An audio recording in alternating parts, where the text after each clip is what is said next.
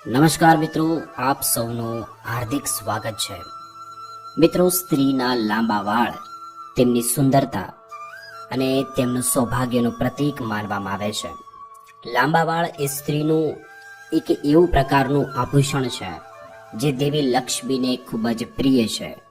તેથી જ સ્ત્રીઓ માટે લાંબા વાળ ખૂબ જ જરૂરી છે. પરંતુ મિત્રો, જ્યારે પણ તમે તમારા વાળમાં કાંચકો લગાવો છો અથવા તો તમે વાળ ઓળો છો, તમારા વાળ તૂટી જાય છે અને વાળનો સમૂહ બહાર આવે છે, તેમનું તમે શું કરો છો? શું તમે પણ અન્ય મહિલાઓની જેમ તમારા વાળ અહીં ત્યાં ફેંકી દેવ છો? વિચાર્યા વિના ડસ્ટબિનમાં એટલે કે કચરા પેટીમાં નાખી દો છો? જો તમે પણ આવી ભૂલ કરો છો તો તમારે સાવધાન થઈ જવું જોઈએ. આ ભૂલ તમને મોટી મુશ્કેલીમાં મૂકી શકે છે. તે તમારા જીવનમાં મુશ્કેલી ઊભી કરી શકે છે. તેના કારણે તમે તમારા પર મુસીબતો લાવી રહ્યા છો. શું તમે શારીરિક રીતે બીમાર તો નથી રહેતા ને? કે પછી ક્યારેક તમને એવું લાગે છે કે જો કોઈ તમારી સાથે ખોટું કર્યું હોય તો તમને તમારા જીવન ઉપર તંત્ર મંત્ર કર્યો હોય? શું તમે પણ નકારાત્મક શક્તિઓના નિયંત્રણમાં છો? જો તમને પણ વારંવાર ગુસ્સો આવે છે, તમે હંમેશા ગુસ્સામાં છો, કે પછી પેટને લગતી બીમારી છે અથવા તો માનસિક સમસ્યાઓથી પીડાઈ રહ્યા છો, તેની પાછળ તમારા વાળનો સમૂહ હોઈ શકે છે જેને તમે ફેંકી દો છો. મિત્રો, આટલું જ નહીં, તે તમારા જીવનમાં આર્થિક સમસ્યાઓ પણ ઊભી કરી શકે છે. મિત્રો, મહિલાઓ પોતાના તૂટેલા વાળની જે અહીં ત્યાં ફેંકી દે છે, તે મહિલાઓના જીવનમાં અનેક સમસ્યાઓનો અનિવાર્ય આવે છે. આવી મહિલાઓ હંમેશા નકારાત્મક શક્તિઓથી ઘેરાઈ રહે છે. મિત્રો, વાળનું શું કરવું જોઈએ? આપણે વાળ ક્યાં નાખવા જોઈએ? કેવી રીતે આપણે તે વાળનો ઉપયોગ કરવો જોઈએ? આ પ્રશ્ન તમારા મનમાં પણ આવતો જ હશે. તો આજના વિડીયોમાં આપણે તે જ જાણવા જઈ રહ્યા છીએ કે તૂટેલા વાળ હોય તેને આપણે ક્યાં નાખવા જોઈએ, ક્યાં ફેંકવા જોઈએ અથવા તો દાન કરવું જોઈએ? આ બધા પ્રશ્નોના જવાબ જાણવા માટે આ વિડીયોને અંત સુધી જોતા રહેજો. તો ચાલો વિડીયોની શરૂઆત કરીએ. મિત્રો, સ્ત્રીઓના વાળને લગતી મહત્વ માહિતી સમુદ્ર શાસ્ત્રમાં આપવામાં આવી છે, જે પ્રાચીન ગ્રંથ છે. હિન્દુ ધર્મમાં મહિલાઓના વાળ તેમના સ્વભાવ, વર્તન અને ભાગ્યને પણ બતાવે છે. મિત્રો, મહિલાના વાળ જોઈને જ જાણી શકાય કે સ્ત્રી કેવી રીતે વર્તે છે. સામુદ્રિક શાસ્ત્ર અનુસાર જો કોઈ મહિલાના કપાળ પહોળું હોય તો તે ભાગ્યશાળી છે. આ ઉપરાંત જો તેના વાળ ચોટી જાય છે, જો તે બ્રોડ હોય એટલે કે મોટા હોય, જો સ્ત્રી ઊંચી હોય તો તેમના જીવનમાં દેવી લક્ષ્મીનું સ્વરૂપ છે. વાળ તેમની સુંદરતામાં વધારો કરે છે. જે મહિલાઓના વાળ લાંબા અને ઘાટા હોય તેમના પર દેવી લક્ષ્મીની વિશેષ કૃપા હોય છે. આવી મહિલાઓને જીવનમાં દરેક પ્રકારની ખુશીઓ મળે છે. પરંતુ મહિલાઓએ તેમના વાળ સાથે જોડાયેલી મહત્વપૂર્ણ બાબતો યાદ રાખવી જોઈએ. મિત્રો, સામુદ્રિક શાસ્ત્રના અનુસાર સ્ત્રીઓએ ઘણીવાર તેમના વાળને લઈને કેટલીક ભૂલો કરે છે, જેના કારણે તેમને અશુભ પરિણામો ભોગવવા પડે છે. જેમ કે સ્ત્રીઓને ખબર નથી હોતી કે તેમણે કયા દિવસે તેમના વાળ ધોવા જોઈએ અને કયા દિવસે ન ધોવા જોઈએ. તેમજ સ્ત્રીઓ પણ આ વસ્તુને કરતી નથી. તેમના વાળ ક્યારે કાપવા જોઈએ તે ખબર નથી હોતી. તેમણે તેમના વાળ કાપવા જોઈએ કે નહીં તે બાબતોનો ઉલ્લેખ પણ આ વસ્તુમાં કરવામાં આવ્યો છે. મહિલાઓએ પણ ક્યારેય પણ તે જાણતી નથી, તેને લગતા નિયમોનું પાલન નથી કરતી અને પછી અશુભ પરિણામ જીવનમાં ભોગવે છે. આપણા શાસ્ત્રોમાં એવું માનવામાં આવે છે કે અઠવાડિયાના અમુક દિવસોમાં મહિલાઓએ પોતાના વાળ ન ધોવા જોઈએ, ન કાપવા જોઈએ.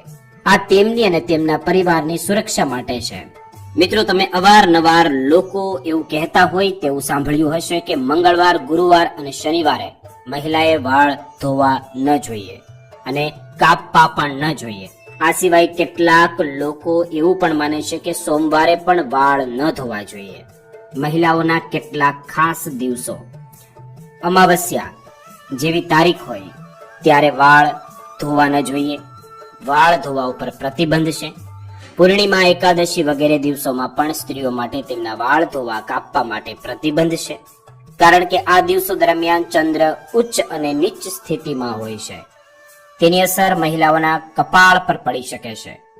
તે માત્ર તેમના સ્વાસ્થ્યને જ નહીં પરંતુ તેમના શારીરિક જીવન ઉપર પણ અશુભ પરિણામ લાવે છે.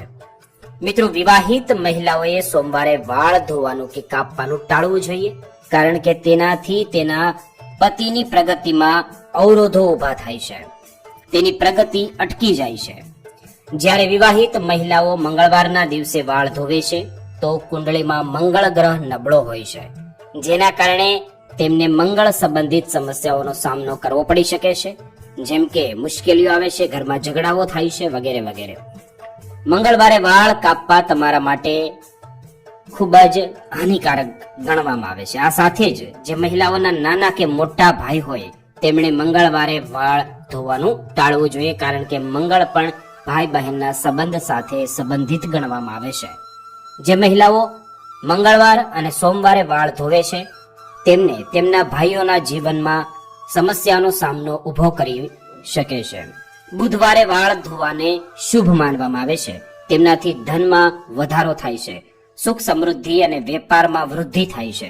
જ્યારે ગુરુવારે માત્ર મહિલાઓ જ નહીં પુરુષો પણ વાળ ન કપાવવા જોઈએ. એવું માનવામાં આવે છે કે ગુરુવારે વાળ ધોવાથી ઘરમાં ગરીબી આવે છે, આર્થિક તંગી આવે છે, તમારે પૈસાની ખોટનો સામનો કરવો પડી શકે છે. જો તમે ગુરુગળ તમારો નબળો હોય તો તમારે સંપત્તિ અને સુખ સમૃદ્ધિ પણ નાશ પામવા લાગે છે. જ્યારે ગુરુ નબળો હોય છે ત્યારે રાજાને પણ રંગમાં ફેરવી દે છે. મિત્રો, આ સાથે જ શુક્રવારનો દિવસ વાળ ધોવા અને કાપવા માટે ખૂબ જ શુભ માનવામાં આવે છે. આ દેવી લક્ષ્મીનો દિવસ છે. આ દિવસે વાળ ધોવાથી દેવી લક્ષ્મીની કૃપા પ્રાપ્ત થાય છે. જો આ દિવસે મહિલાઓ પોતાના વાળ કપાવે છે તો તેનો અર્થ એ છે કે આમ કરવાથી ધનનું નુકસાન થાય છે. મિત્રો, જો તમે શુક્રવારે વાળ ધોશો તો ભગવાન શુક્ર પણ પ્રસન્ન થાય છે. તેનાથી તમારા ઘરમાં ધન, સંપત્તિ, સમૃદ્ધિ અને માન સન્માન વધે છે. પરંતુ મહિલાઓએ શનિવાર અને રવિવારે વાળ ધોવાનું ટાળવું જોઈએ. કેટલીક મહિલાઓ રવિવારના દિવસે તેમના વાળ ધોવે છે કારણ કે રજાનો દિવસ છે, પરંતુ આવું ન કરવું જોઈએ, કારણ કે જન્મ કુંડળીમાં શનિ, રાહુ, કેતુ નબળા પડી જાય છે, જેના કારણે તમારા જીવનમાં ઘણી શારીરિક, માનસિક અને આર્થિક સમસ્યાઓ ઊભી થવા લાગે છે.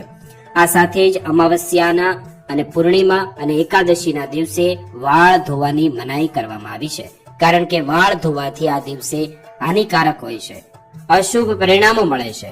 જો કે સમુદ્ર શાસ્ત્રમાં કહેવામાં આવ્યું છે કે મહિલાઓએ ક્યારેય પણ વાળ ન કાપવા જોઈએ, કારણ કે મહિલાઓના વાળ દેવી લક્ષ્મી સાથે સંબંધિત છે અને તમારા વાળ જેટલા લાંબા હશે તેટલા તમારા જીવનમાં સુખ, સમૃદ્ધિ અને ઐશ્વર્ય આવે છે. પરંતુ વાળ એટલા મોટા ન હોવા જોઈએ કે તે ચાલતી વખતે જમીનને સ્પર્શ કરે. જો વાળ જમીનને સ્પર્શ કરે છે તો જમીનથી નકારાત્મક ઉર્જા વાળ દ્વારા પ્રવેશ કરે છે. તેથી જ વાળ વધારે લાંબા ન હોવા જોઈએ. વાળ કાપતી વખતે કેટલીક બાબતોનું ધ્યાન રાખવું જોઈએ.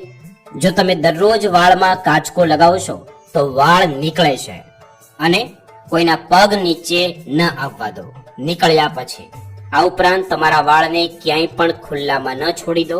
દરરોજ તમારે તેને વાળનો જે સમૂહ બહાર આવે છે તે મહિલાઓએ તેને વગર વિચાર્યે ગટારમાં કે ડસ્ટબિનમાં ફેંકી દે છે, અથવા તો કેટલીક મહિલાઓ તેનો સંગ્રહ કરીને કોઈ દિવસ તેને વેચી દે છે. પરંતુ તેઓએ આ ભૂલ ક્યારે પણ ન કરવી જોઈએ. તેઓએ માટે એટલે કે મહિલાઓ માટે એ જાણવું જરૂરી છે કે મહિલાઓના વાળ તંત્ર શાસ્ત્રમાં કરવામાં આવે છે.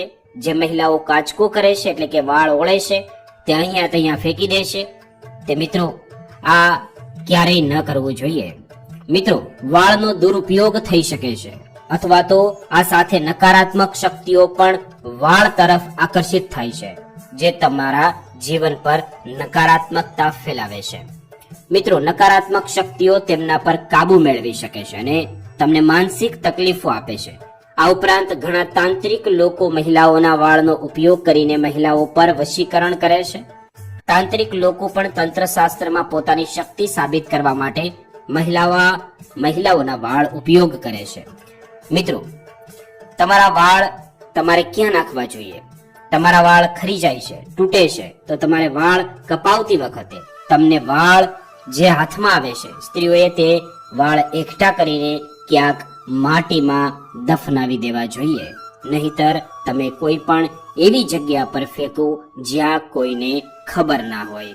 મિત્રો, એકત્રિત કરીને જ પછી તમારે તેનો દુષ્ટ પ્રયોગ કરવો જોઈએ. એટલે કે દુષ્ટ પ્રયોગ એટલા માટે કારણ કે તેને જમીનમાં દફનાવી દેવા જોઈએ અને તેનો નાશ કરી દેવો જોઈએ. જો નાશ કરવામાં આવે તો સર્વશ્રેષ્ઠ ગણાય છે. મિત્રો, ચાલો ફરીથી મળીશું નવા વિડીયો સાથે. આભાર.